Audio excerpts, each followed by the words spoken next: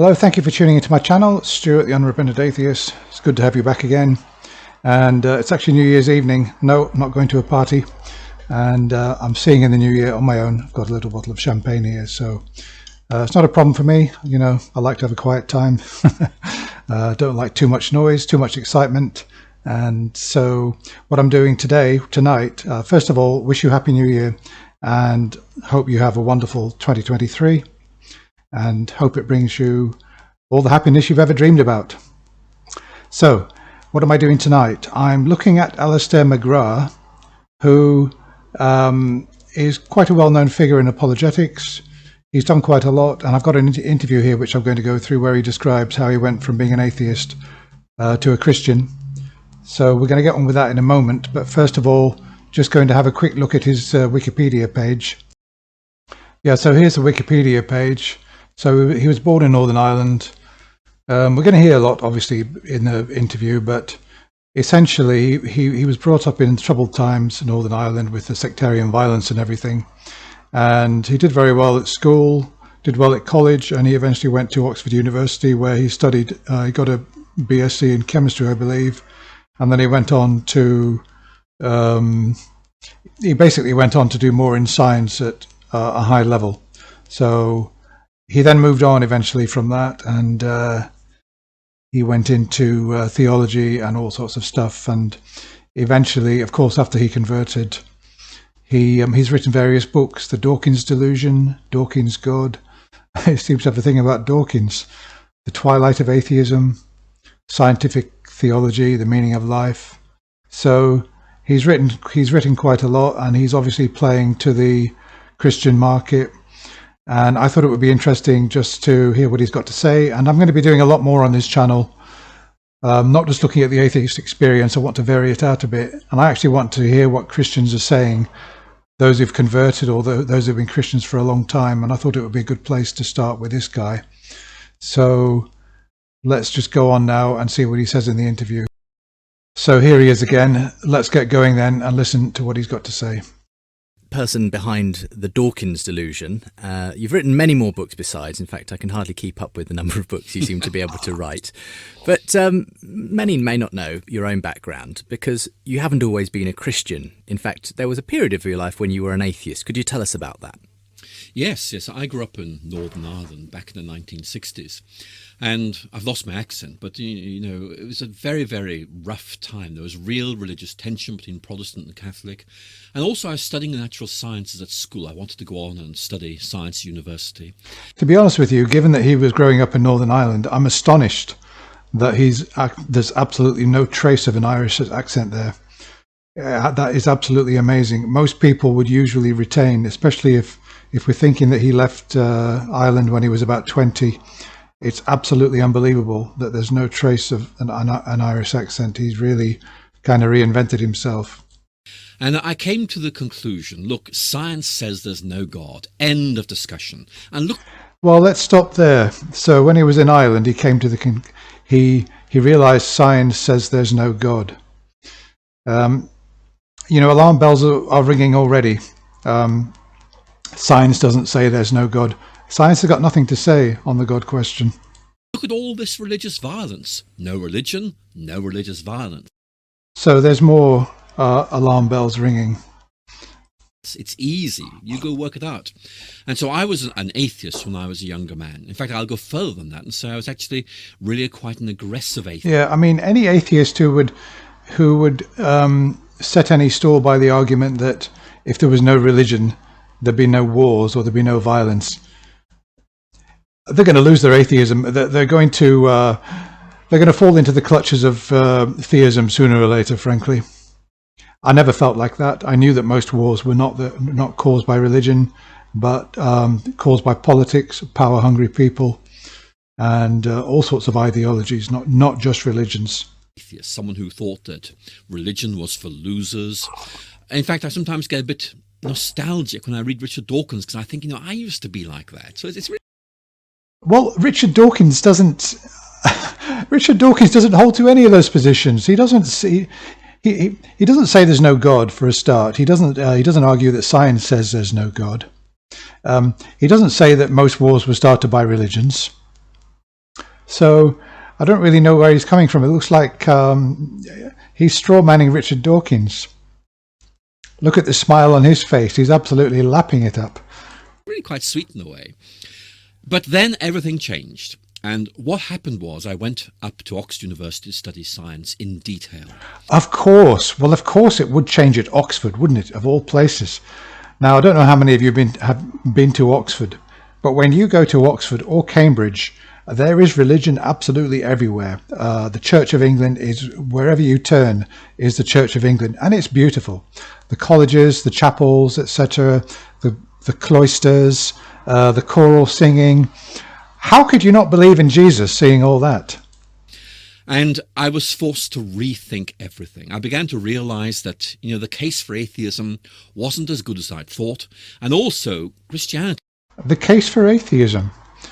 Atheism's just a rejection of theist claims.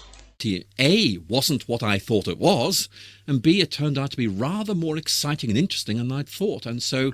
Exciting and interesting.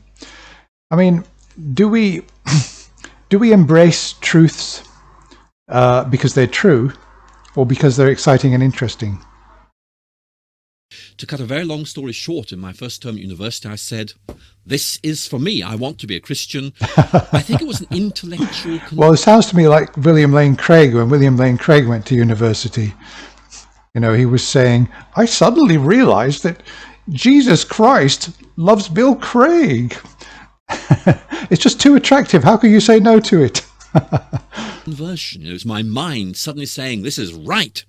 And as I've grown older, I've discovered there's a lot more to Christianity than simply being right. But actually, that was what captivated me in those days. And it still captivates me today. There's no real kind of progression there from, rejection of atheism to theism, and then going from theism to Christianity. I don't really see any kind of steps in the logical, rational process to get to Christianity. Hopefully he's going to say something about that. Many people might scratch their heads and wonder, how could you, as a biologist, someone interested in science, suddenly have this revelation, which then led you to believe extraordinary things like... No, well, we don't scratch our heads because we've seen it many times. We've seen Francis Collins, we've seen Cy Gart, we've seen Dr. Behe, etc., etc. There are even young Earth creationists among the scientific community. A resurrection of a dead man, something on the face of it quite unscientific.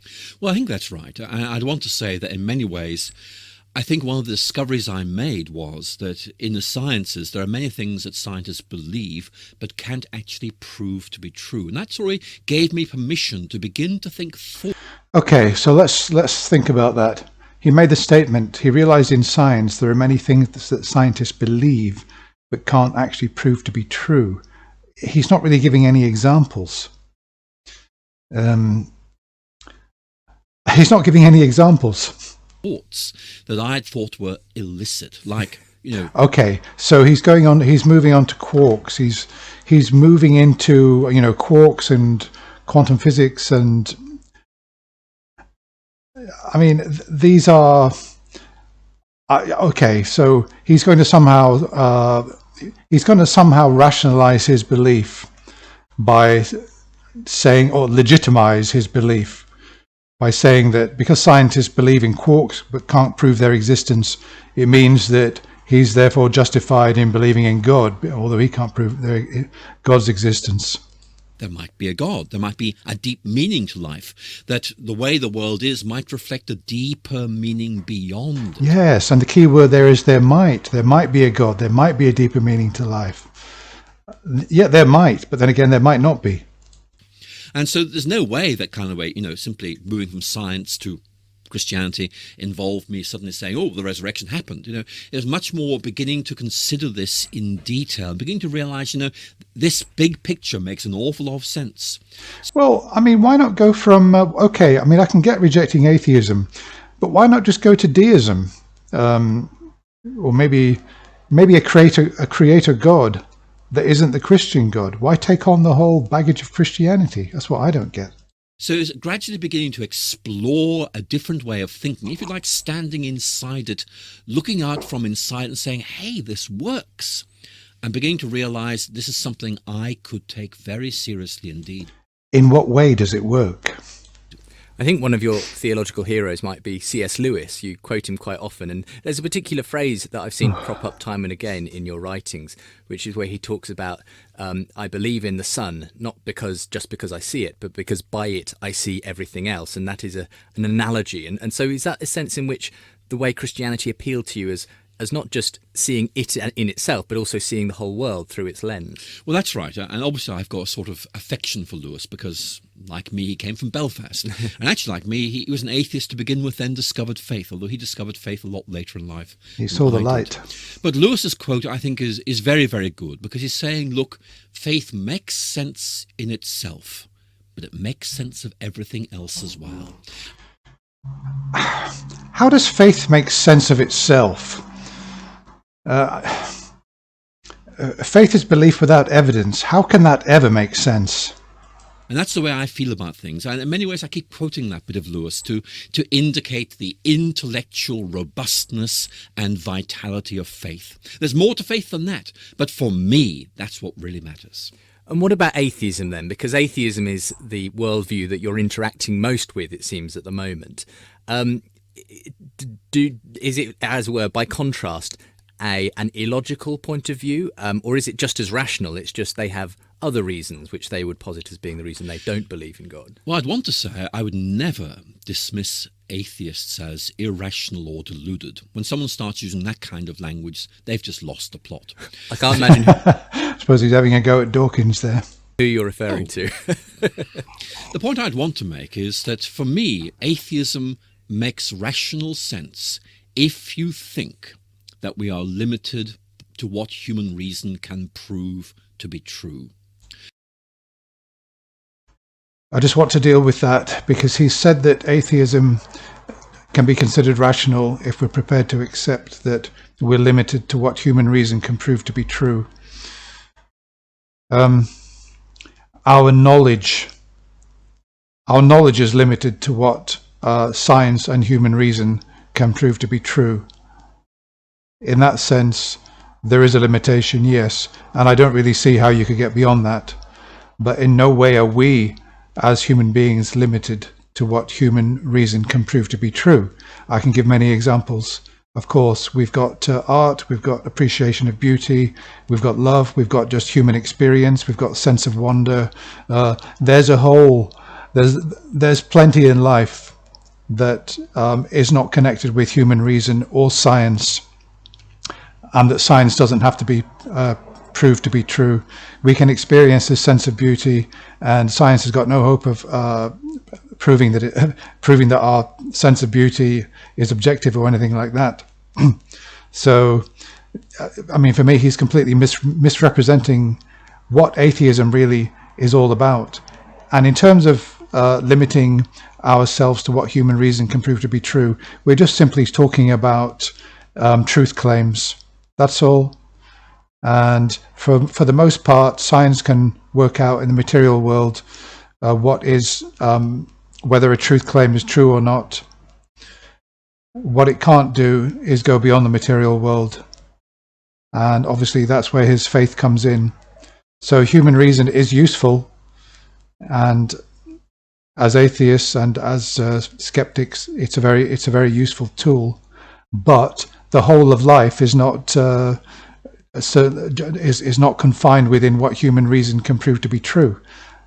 I hope that's clear, because I think that his point there is very dishonest and misrepresentative. Let me know what you think. Christian faith is about being liberated from the prison house of rational thought. It says there is more. How is this comes back to what I was saying in a previous video, where I've been criticized for dismissing too many things, and I've been told that intuition and faith are tools which can bring you to a greater understanding of the truth of reality. I don't see that. I don't see how that could be reasonable, because neither faith nor intuition are reliable. more to life than what reason can discover. It's not irrational, it goes beyond reason. It's like leaping over a wall and discovering on the other side there is a beautiful landscape which you can't see from inside the prison house. It's difficult though, isn't it? Because yeah, but you can never really prove that you can't establish that landscape is there. You're believing it and you're having faith in it. And it's like believing in a beautiful fairy story. It sort of makes you feel cozy and warm to believe it, but it may not be true. Very often a Christian will want to help someone who is not a Christian to see it from their perspective, but we're all essentially locked into our own perspective. And so when you speak to an atheist, how do you, I don't know, move them beyond what is their own worldview, which is that reason is the only tool we have. We can't do this leap that you're talking about, Alister, beyond the bounds of reason and think that there's some, I don't know, transcendent realm. We have no physical evidence for it. I mean, what do you say to them? Well, I think what I want to say, first of all, to people who are listening to me now is, since I used to be an atheist myself, I've been there, I understand it, and I think actually I can say something helpful to people in that situation. But if I was talking to an atheist... situation. Oh, I'm in a serious situation with my atheism. I need some help. Right now, here's the sort of thing I'd want to say. Maybe we need to trust our intuitions as much as our reason. This deep intuition so many people have. Now, I'd like to say to you that I haven't seen this interview. I'm doing it off the cuff. So I had no idea that he was going to talk about intuition. And I just 2 minutes ago said that a lot of Christians are saying to me, you need to use your intuition, Stuart. Well, I use my intuition, and I mean, my intuition doesn't really say anything one way or the other on this subject. That there must be more than what we see around us. That there's something... Why must there be more than what we see around us? Why must there be more? I don't get that. It's like a refusal to accept the world as it is. There has to be something more. Why isn't this enough? Deeper, something more significant, maybe just round the next corner, over the next hill. There's something there and we haven't found it yet. That's a very good starting point for a discussion, because one of the big issues is going to be, will reason take us there? Well, reason can tell us that 2 and 2 make 4, but that isn't going to get me excited in the mornings. But well, I'm not. It's not about excitement. I mean, if somebody told me I had £1 billion in my bank account, if I thought it was true, it would excite me. But I mean, the first thing I would do is go to check it, and then I'd find out it's not true. Supposing reason points hesitantly and says there might be a God. Don't know what it's like, but there might be one. And then I'm able to say... Well, I mean, that's what most atheists are saying. Most atheists are saying there might be a God. We'll leave that possibility open. But still waiting for the evidence. Actually, I can go further than that. Not against reason, but further than reason. Say there is a God, a loving God, going beyond reason, but continuing the trajectory that reason has begun. Faith brings reason to fulfillment. The problem is atheism simply says, reason, that's it. No. Faith doesn't bring... How can faith bring reason to fulfillment? It's a contradiction in terms. I mean, they're virtually polar opposites. Now, reason starts the journey. Atheism stops.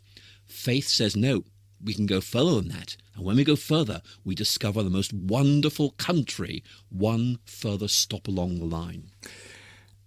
We do a show here on Unbelievable that engages with apologetics a lot, the defence of the Christian faith. I often think that's as much to challenge a non-Christian as much as it is to, in a sense, help Christians to make sense of the beliefs they have, in a way.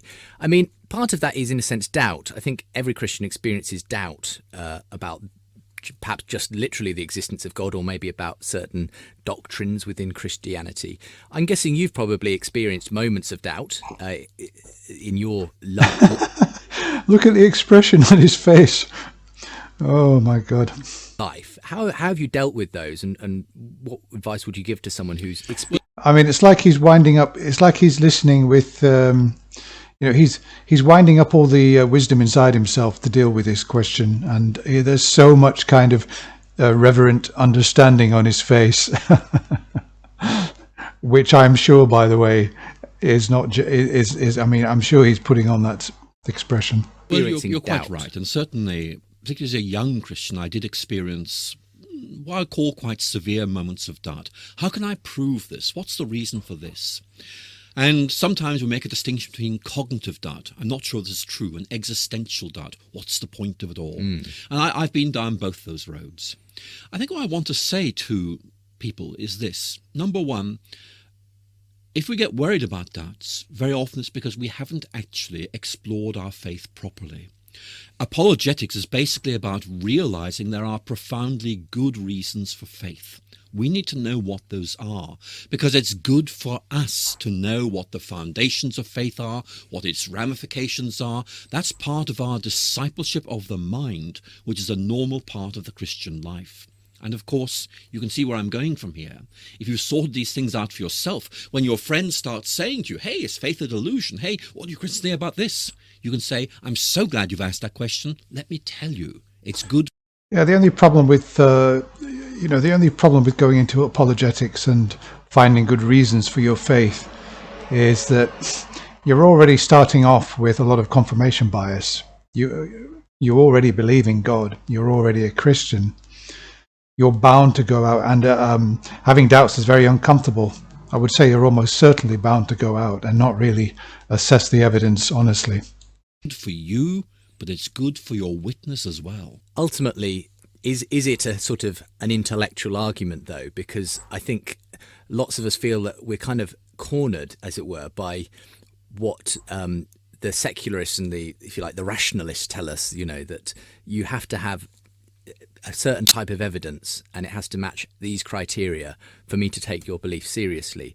The vast majority of Christians haven't done that, don't have that background, and perhaps it would be impossible to produce evidence of the kind that they're asking for when it comes to justifying our beliefs. What is the answer to those who are, if you like, so sceptical as to, one feels, well, could anything I tell them, or any miracle I could even show them, actually convince them that their senses aren't just deceiving them or something? Well, I'm a very rational person, and so for me it's just very natural to engage in rational argument. But it's not the only form of argument, and I'd go further and say it's not even the best. You think of Jesus meeting the disciples by the shores of Lake Galilee. Did he say, follow me for the following 6 very good rational reasons? No. He just said, follow me. There is something intrinsically compelling about the person. Yes, but the point is, the disciples were actually able to see Jesus. And he's not asking them to believe anything, otherworldly at this point. He's just saying, follow me. So, this guy's not Jesus, is he? He's somebody who's trying to say, follow me into the realm of faith. Believe without evidence. Can tell the story of how they met Christ, or how Christ has given a new direction to their life. Telling that story in our postmodern age is a wonderful way of witness. It's also a wonderful way of saying this is not just true, this is real. Because in our culture these days, the big question people are asking is not so much, is this true, but simply, will this work? And anyone who's got a living... Yeah, well, that's the difference between people like me and others. It's not about will it work, it's about is it true. Faith can say, it certainly works for me. Let me tell you how I discovered it and how it makes sense of things. Powered. There are lots of ways of bearing witness to your faith, rational arguments. One of them, maybe that's where the new atheism is, because it's so rationalist. But most ordinary people aren't there at all. They know reason has its limits. They're looking for something that's going to change their lives. Well, they're not really, are they? Because if you look at the figures for atheism and secularism, in Europe at least, they're increasing all the time, and I believe in America as well. So it's not true. People are not out there looking for religion. Atheists there are a lot of passive atheists out there who just either haven't really considered the question much, or they just don't believe in God, and they're not particularly interested. They're doing quite well in their lives. They don't need any of this. All of us can tell of how the gospel gives our lives, direction, purpose, and excitement. Well, again, I would think that most of us in the secular world would think that we have got purpose, we've got direction, and we've got excitement as well, and we don't have to believe in any gods. Well, thank you very much, and I hope you continue to tell your story as well as to make sense of the world around you through it. And thank you for being with me today, Alister. Justin, a pleasure. Oh, insufferable! I could never spend any time with this guy. Not if he's going to talk anything like that. So, well, there he is anyway, Alister McGrath. Let me know what you think. So, yeah, so he didn't really go into too much detail about, his exact process of conversion. But what I'm getting from him is that mainly he found that Christianity was interesting and exciting.